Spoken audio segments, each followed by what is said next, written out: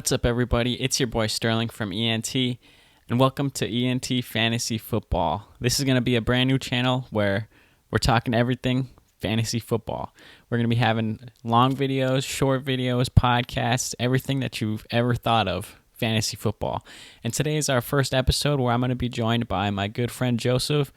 We're basically just going to be chilling, kicking back, talking fantasy football. We're going to be talking about some start-sit questions, some possible trades, players who have underwhelmed so far this season that you might want to hit the panic button on and just move on from them in general. And we have our quarterback rankings, and so I think it's a pretty good video. Starting next week, we should be having videos dropping every Tuesday.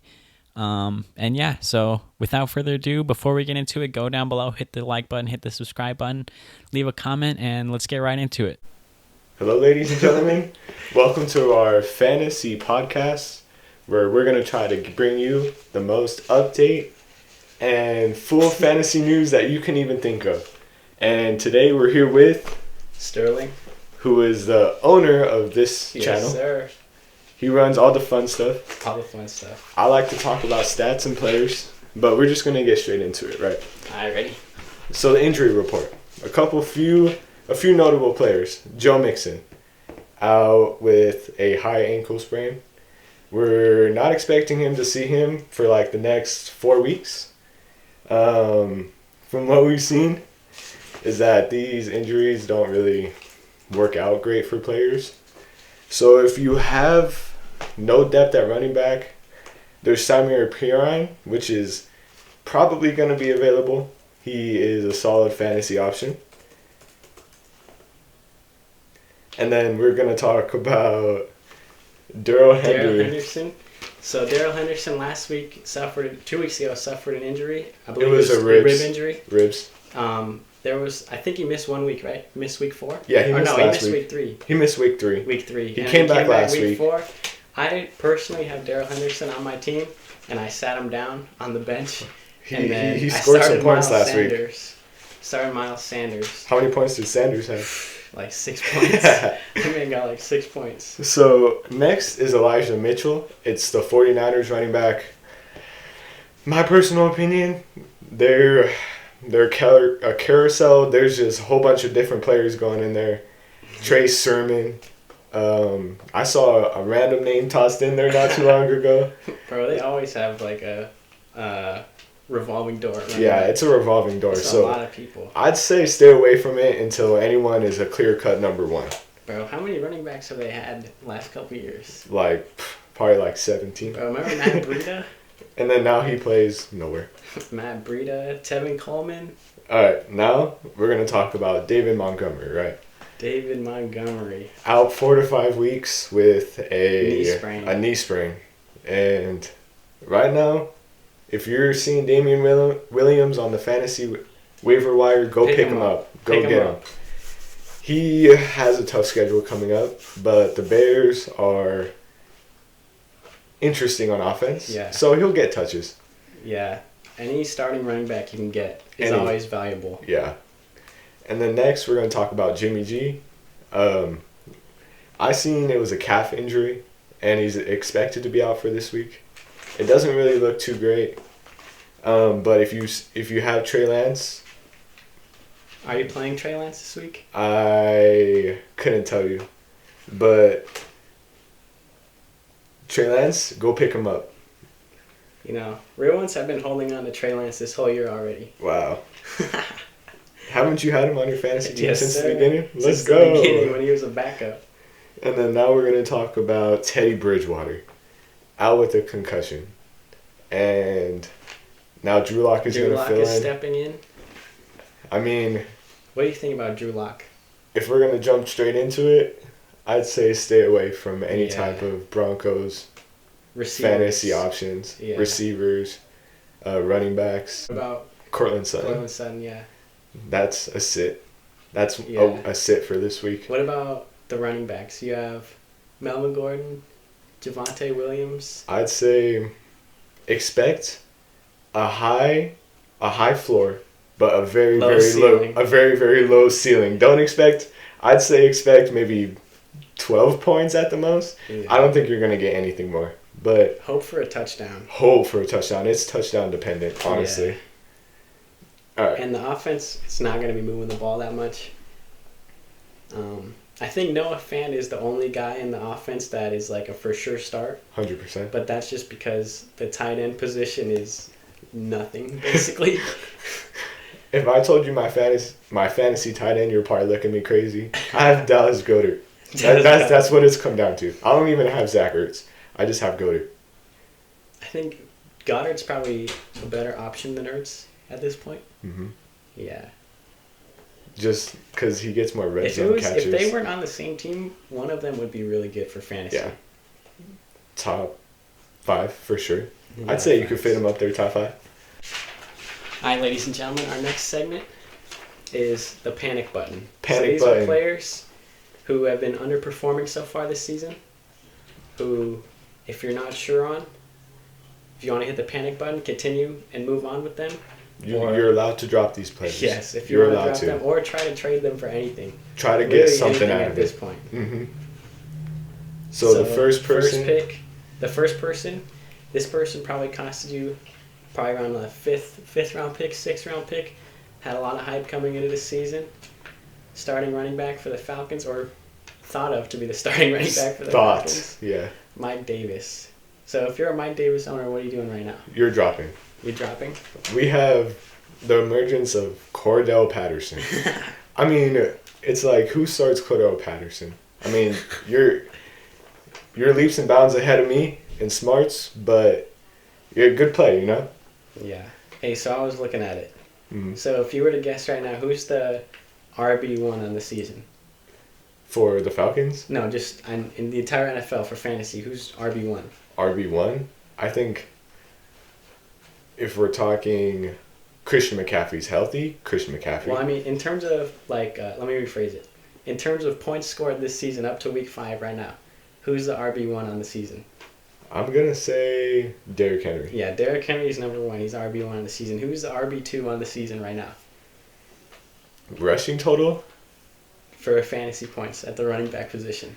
Ooh, I'm going to go on a whim and say Cordell Patterson. Yeah, Cordell Patterson. Cordell Patterson. Cordell Patterson so far has got more points than Zeke Elliott, Christian McCaffrey, Aaron Jones.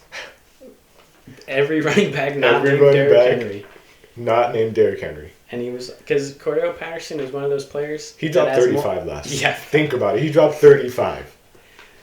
Cordell Patterson is one of those players that in fantasy you can put him at multiple positions. Yeah, he's running back and he's wide a running receiver. back or a wide receiver. So what number wide receiver do you think he is on the season? What rank? I'd say number 3. Last time I checked, I think he was around 5 or 6. Wow. So Yeah, that's solid. I know he had 3 receiving touchdowns last week. last week. That's why he had 35. I think if you're a Mike Davis owner, so right now, if you're a Mike Davis owner in fantasy, you already said you're dropping him. I'm dropping. Me personally, I'm going to hold on to him a little bit longer because so far, I just checked, he's getting you at least 8 points a week, which 8 obviously points? isn't what you wanted from Mike Davis. Dude, 8 points is But RB like 100, dude. His floor is there. His floor, if you're getting 8 points a week, and let's say your running back position is you're dealing with injuries or you have a bye week, I think Mike Davis could be a starter. Because, to be fair, he does get like 16 touches a game. Yes, he that's why his floor is there. His floor is He's basically there. getting guaranteed touches. Mhm. It's just not high value, and he's not. He scored his He's first not, touchdown. he's not doing a whole lot with Yeah, those he carries. scored his first touchdown week 4 this past week. Do you trust the Falcons O-line to block for him? Not really, no. No, you don't. So the next player we're going to talk about is Robbie Anderson. He's an explosive wide receiver. When he played for the Jets, he was their number 1 option, and he was their number 1 deep threat. And with his Panthers role, Well, his Panthers role last season, he had it was solid. He started it was off solid. the season really hot, like the first 6 or 7 weeks last year. It He was really good. good for fantasy, really good in real life too. But this season, he has a new quarterback, and it's basically in a whole new situation. Yep. McCaffrey's trust back Sam? this year. Even though he just got injured, McCaffrey's back this year. He was missing a lot of last year. So that's another target. You know McCaffrey demands targets. He gets like average of 10 catches around there lot. on a everyday basis, you know. Mm. And then if we're thinking about it, DJ Moore he's leaps and bounds. Yeah. In fantasy value, DJ Moore is leaps and bounds ahead of Robbie Anderson. He's had some struggles getting open. They even said they're going to try to work him into his offense last week. In week 4, I remember seeing that.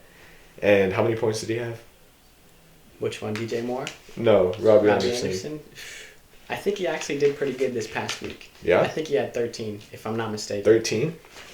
I could pull it up right here. Let's see. Robbie Anderson. 7. 7 this past week? 7. 7? Oh, dang. He had 11 targets. 11 targets, though. 11 I think targets, 11 targets is encouraging. 5 receptions for 46 yards. Solid. He's getting... His last game was 11 targets. The one before that was 2. The one before that was 6. And then the first game against the Jets was 3. Yeah. And it's a touchdown for 57 yards. He had 1 reception in week 1. Mm-hmm. Last week, 5 receptions for 46 yards. Oh, so he caught that 1 touchdown and then was quiet after. Yeah, basically. All right, our next name? Myles Gaskin. Myles Gaskin. What are you doing? This past week, Myles Gaskin had 2 rushes for 3 yards. 3 singular yards. So if you have Myles Gaskin, what are you doing? I mean, I don't see any reason to hold on to him myself. He scored like low points, 6, 7, 8. And then he has Brown's role is only definitely growing. been heightened. Yeah. Malcolm Brown is taking over the backfield. It's probably going to be his by week 10, 11. I think it's completely going to be his. You think so? Yeah. So I feel like if you have Myles Gaskin, you're panicking a little bit. Yeah, for sure. And you definitely have a reason to be panicking because he's just not getting any usage at all. Mm-mm. Last year he was getting usage. He scored on an average of like 12 points. Yeah, he was solid. He was solid. He had a good floor. But this every year, once in a while, he'll pop off and have a really nice game for you. But this year, it hasn't been the same. He's played some okay defenses, nothing spectacular. He played against the Raiders not too long ago. I don't think he did great. So, if you have Myles Gaskin, you're right to drop him. And if you have Malcolm Brown, you probably have a stud in the making, you know? Yeah. So who is next? So wait, if you're a Myles Gaskin owner, Mm-hmm. you're dropping him? I'm dropping him. Or I'm trying to trade Yeah. something small for him. Try to get yourself like maybe a Anything. James Conner. Yeah. Maybe a James Conner or like I'm trying to think of some running backs down there like that. The thing is with a lot of Chet. these names right here is that you could try to capitalize off their name value. Mm-hmm. For You definitely can. Mike Davis, even though he's had a disappointing season, there might be somebody He still out looks there. like on paper he's still RB1. Yeah, So on paper. and then our next talk is Kenny Galladay. Baker Mayfield. Baker Mayfield. Baker Mayfield. So Baker Mayfield last year, he was slinging it. He was throwing it down the field. He was making plays. He had Jarvis Landry earlier this year, who is currently injured. I believe he's week to week. You know, they were slinging the ball. But this year, they've been a little bit more run heavy with Kareem Hunt and Nick Chubb. They're a very run first team. So, What do you think?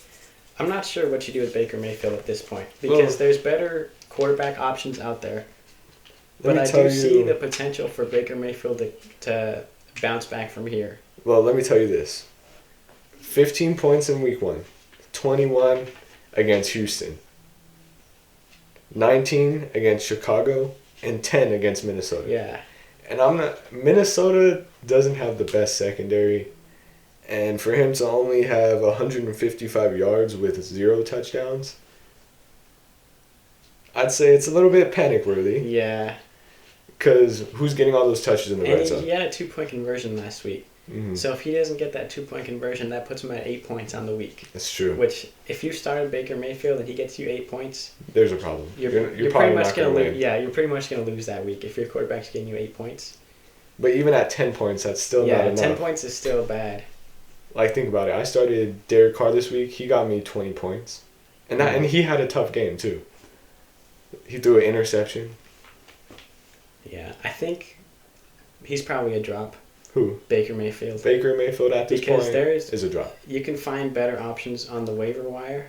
Even if you want to just stream a quarterback, pick him up for 1 week and play him if he has a good matchup. Yeah, he's a streaming option for sure. Yeah. So, like, let's see. Who's on the waiver wire right So now? Kirk Cousins? if you have Kirk Cousins, or if you don't have Kirk Cousins and he's available, I'd suggest go picking him up. Yeah. He's been very solid the last few games. He's ranked 14th on the season. He has 230 games mixed in there, 30 points, and a 14-point.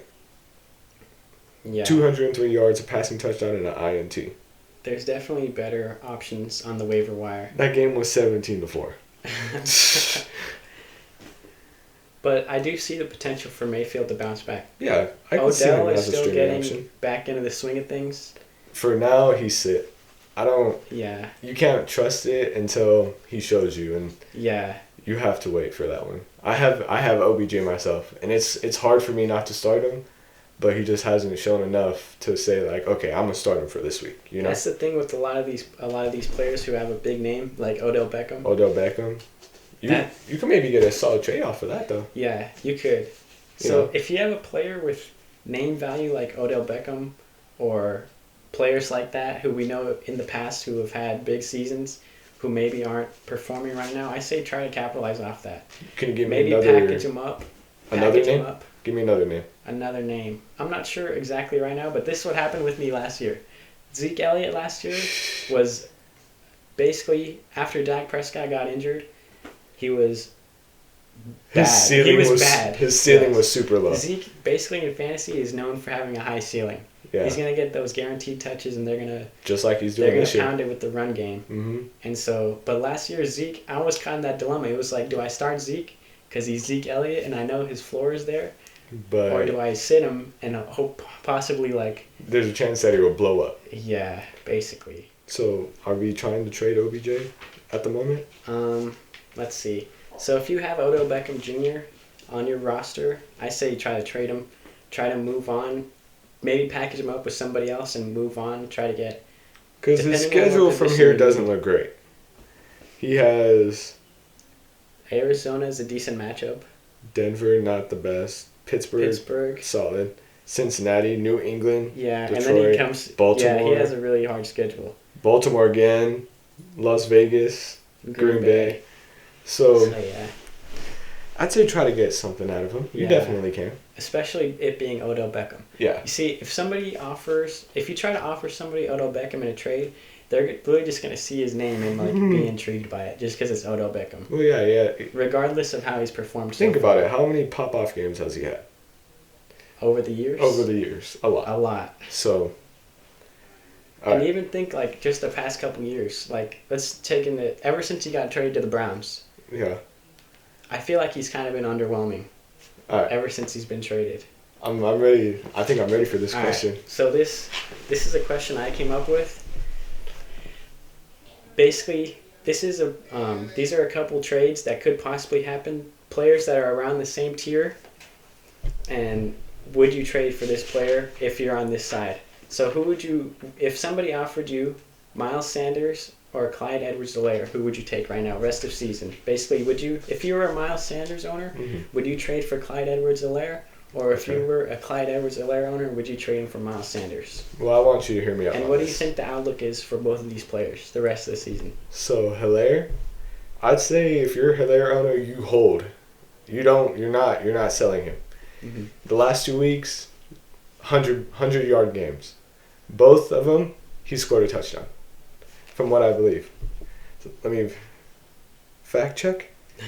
And he did have a receiving touchdown against Philadelphia last week, and he had a receiving touchdown against the Chargers. Mm-hmm. So if you have Helaire, you're holding. Hold. if you have Sanders, if you're not holding, You're trying to not sell. holding. You're definitely not holding.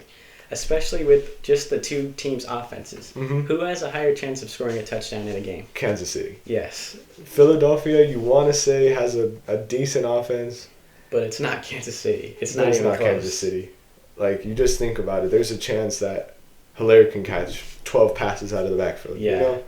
So it's like you're going for Hilaire right now if you're trading for somebody. The thing is that I believe just in terms of not like take the situation out of the situation, and basically just look at them as players, right? Yeah. Miles Sanders and Clyde Edwards-Helaire. They're pretty similar. They're both second-year running backs, smaller running backs, super explosive. Explosive. They have juice. They can run. They both They're have known- big playability. They're known for big plays. Yes. They're both great receiving backs. Facts. The thing is that the situation With for the Miles Eagles. Sanders is such a bad situation. It really is. Yeah. He Especially got 2 rushing attempts Yeah. a couple weeks ago his usage against Dallas. They basically that's the problem is that with Kansas City being such a good team, even though they're so pass heavy, they'll get the lead and they're going to run the ball more. True. The Eagles are going to get behind, and just like we saw in that game against the Cowboys, they're just going to abandon the run. They're going to And- throw. Yeah. Which How many is, rushing attempts did they have that game? I think they had 3 rushing attempts. 2 with Miles Sanders and 1 with their backup running back. So, Yeah, it was. Jalen Hurts literally had more rushing attempts than both the running backs that game. does Jalen Hurts have the most rushing yards on the Eagles? Is my question. He might actually. I'm almost certain about it. Because Miles Sanders, I'm a Miles Sanders owner. I had him last year also during his rookie season. So this year he has 37 attempts for 169 yards. He's still averaging 4.6 yards a carry, which is good. Solid. That's good. I would say that's good for Miles Sanders. It's just It's just the situation, and his usage is so inconsistent. he had 7 attempts against Kansas City last week. So look, this is his usage throughout the weeks. Week 1 he had 15. Solid. 15 attempts for 74 yards, which is good. Yeah. I mean, it's all right. Week 2, 13 attempts for 55 yards. 13 attempts, add that with his receiving usage, and it's still a solid week. Solid. You go to week 3, where they got blown out by the Cowboys, he has 2 attempts for 27 yards Mm-hmm. in the whole game. Yeah. Whole 60-minute football game. They And gave him this the ball man twice. ran the ball twice. He had a rush for 24 yards. Yes. Though, so that's what I'm saying. He has big playability. He has the ability to break a few tackles and get a big game. 100%. But the thing is just that the usage isn't there. That game he also had 3 receptions for 28 yards. And he had a 19-yard reception. I'm pretty sure if we looked at Hilaire's stats, he has more receiving. Yeah. I would agree. Just off the eye test, not bringing in numbers just yet, but just off the eye test, I would assume that yes. He has more than 3 catches a game. Let's see right here. So far, let's see. I mean, look at that. Yeah, Upward, so this upward is trend. Clyde Edwards-Helaire. Compared to the inconsistent usage of Miles Sanders, these are the attempts per game for Helaire. Week 1, 14. Week 2, 13. Week 3, 17 attempts. And week 4, 14. Mm-hmm. Very solid usage. And consistent. So he's basically averaging around 15 carries a game. Add that to his receiving, which he's getting basically a few receptions a game. Two or 2 or three. 3. Which was around Miles Sanders. Yeah.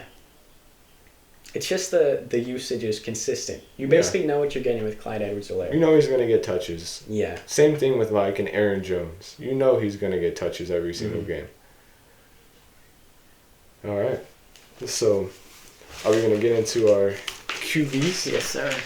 So, we're starting. So, we're going to talk about some must starts. These people are in our top 10 rankings for the week. For number 1, we have Josh Allen, of course. They're playing against Kansas City. You're expecting for Fireworks fireworks. You're expecting from for both offenses. 60-yard touchdowns. Yeah. For, you know what I'm saying? Like, you're expecting huge plays. Kyler Murray against San Francisco. Kyler Murray has looked great all year. He has all the receivers he needs. He has rushing upside. He has rushing touchdown upside. He has passing touchdown upside. He does it all. It's like a Yeah. Jalen Hurts. Yeah. You know, they just have so much fantasy value because of how many yards and how many points they score. Add that to Kyler's rushing ability too. Exactly. His floor, basically, the quarterbacks with rushing ability, it's kind of like a cheat code. It's safe. It's safe.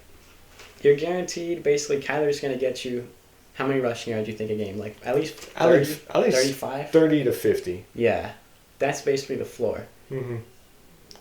I mean, and then we hop into like a Patrick Mahomes. He's throwing bombs. Yeah. Tyreek Hill had 41 points. You basically know what you're getting with Patrick Mahomes. You draft him early and you know what you're getting. Yeah.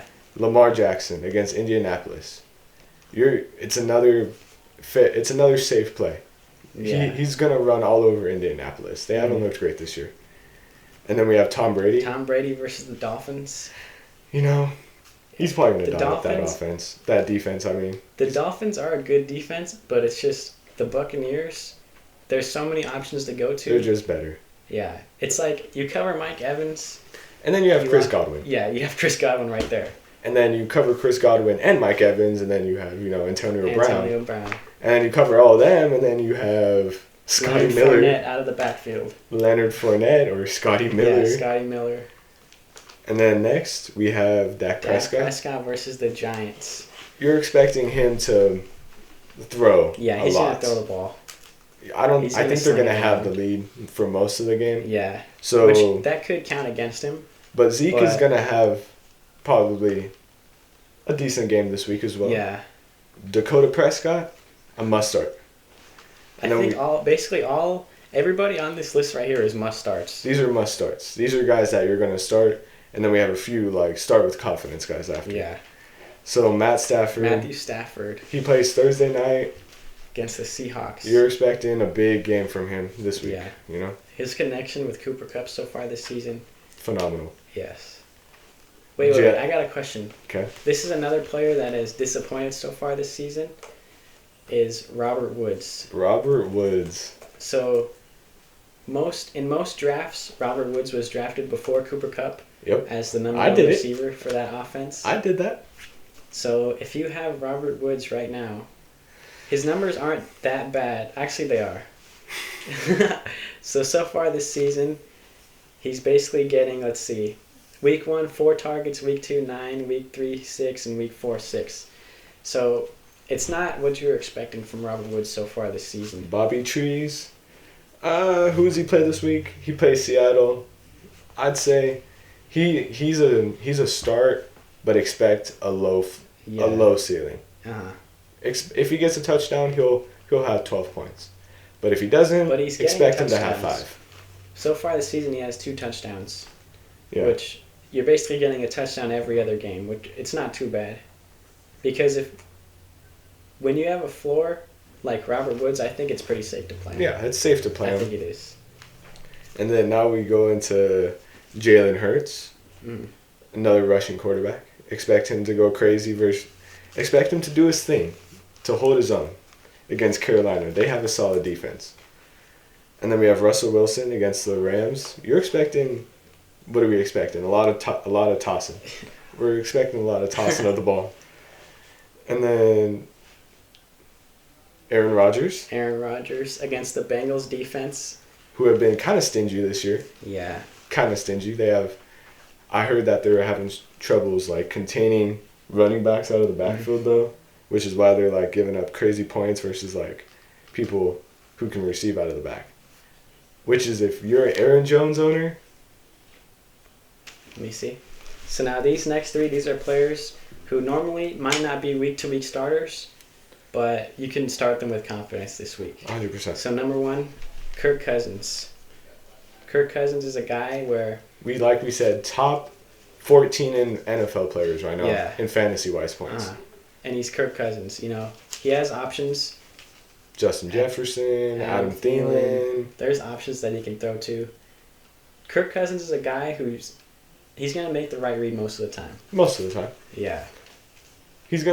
He might have a week where he may tank for a little less points, but that's expected. Yeah. So, let's say you have something wrong with your quarterback position. Somebody and you need a starter, Kirk Cousins most of the time is on the waiver wire. Definitely. So I think Kirk Cousins, you can pick him up. He's one of those streamers. You can pick him up just for this week. Let's see, who's he playing this week? Kirk Cousins? This week he's playing the Lions. Yeah, stream him. Yeah. If you have him, stream him. And then who else are we talking? Justin Herbert against the Browns. Justin Herbert, you have to expect that he's going to get multiple touchdowns again. Mhm. They throw the ball. They have Mike Williams, Keenan Allen. They have Austin Eckler. Yeah. You're expecting them to have a very He's another guy who has a lot of options he can throw the football to. like all of the Chargers players have a crazy massive ceiling. You know what I'm Yeah. saying? Just because of their usage. I mean, look at Mike Williams so far this season. I know he had a dud against the the Raiders Raiders this past week, but Mhm. Mike Williams so far this season has been really good. He had 1 point. Yeah. But that's in his only bad game so far this season. Let me see. Let me pull up Mike Williams really fast. Let's see. Mike Williams, so far this season, he has 306 yards in 4 games. And if I'm not mistaken, 306 yards is 12th in the NFL. So, who's number 1 In receiving yards? in receiving yards? If I were to guess right now off the top of my head, I'd say Tyreek Hill. Look it up. Receiving yards. Let's see. Where do I pull that up? Just look it up. NFL receiving yards. Receiving leaders. Number 1. Oh, Deebo Samuel. Samuel. Dang. And then there's my boy Tyreek Hill right under Tyreek there. Hill number 2. If you were to guess off the top of your head, who would you have said? Tyreek? Yeah, I probably would have said maybe Cooper Kupp even. Oh, yeah. Deebo Samuel. Jeez, Deebo Samuel. Almost 500 yards. He's Start. averaging 122 yards a game. Mm-hmm. That's crazy. Tyreek Hill, 113. So let's Can I- see. Who's our next guy? Can I tell them about the trade I made? Which trade? Oh, yeah. Tell him. It's Bobby Trees, Robbie Woods, Robbie and Saquon Barkley in exchange for Tyreek Hill and Damian Harris. I mean, Damian Harris, he's been stinking it up for me. But Tyreek Hill, on the other hand, 41 points last week. If you have Tyreek Hill and you played him last week and you got 41 points, I'm a happy man. odds are you're going to win that game. Facts.